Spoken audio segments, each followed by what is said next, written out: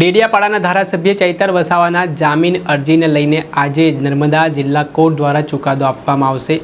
ચૈતર વસાવાને જામીન મળશે કે પછી તેમને જેલમાં રહેવું પડશે તેને લઈને હાલ એક મોટો સવાલ છે।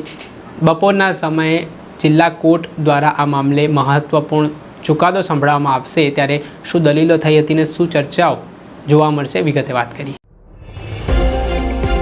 नमस्कार दर्शक मित्रों, स्कायनेट मीडिया में आपનું સ્વાગત છે। હું છું ફૈઝાન। એક દિવસ પહેલા નર્મદા જિલ્લાના ડેડિયાપાડામાં પ્રાંત કચેરીમાં જે મામલો સામે આવ્યો, જેમાં ભાજપના નેતા સંજય વસાવાએ આરોપ કર્યા છે કે ધારાસભ્ય ચૈતર વસાવાએ તેમને માર માર્યો અને આ મામલે ડેડિયાપાડા પોલીસ સ્ટેશન ખાતે ફરિયાદ નોંધાઈ, જેમાં ધારાસભ્ય ચૈતર વસાવા વિરુદ્ધ 307 એટલે કે હત્યાનો પ્રયાસ અંતર્ગત ગુનો નોંધવામાં આવ્યો હતો। ધારાસભ્ય ચૈતર વસાવાની પોલીસે ધરપકડ પણ કરી હતી અને તેઓ હાલ વડોદરા સેન્ટ્રલ જેલમાં બંધ છે। થોડાક સમય અગાઉ નર્મદા જિલ્લા કોર્ટમાં ચૈતર વસાવાના વકીલે જામીન માટે અરજી મૂકી હતી, જે શનિવારે બંને પક્ષોએ જામીન ઉપર દલીલ કરી હતી, જેમાં સરકારી પક્ષના વકીલનું કહેવું છે કે ધારાસભ્ય ચૈતર વસાવા અગાઉના કેસમાં જામીન ઉપર છે, તોય છતાં તેમણે જામીનનો ભંગ કર્યો છે અને ફરી તેમણે મારામારી અને હુમલાનો પ્રયાસનો જે ગુનો નોંધાવ્યો હતો તેમના પર, તો તેમના જામીન રદ થવા જોઈએ।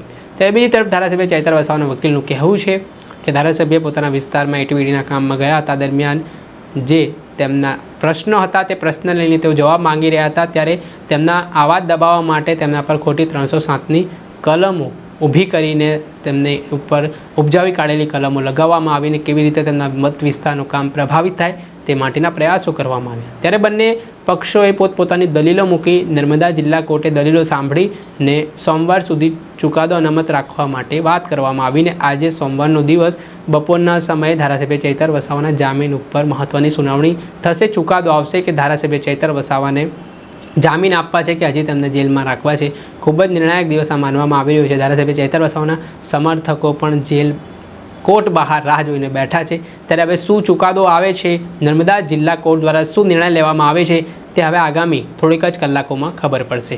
દર્શક મિત્રો, આવા જ નવા વિડીયો સાથે માહિતગાર કરતા રહીશું, એટલે સ્કાયનેટ મીડિયા।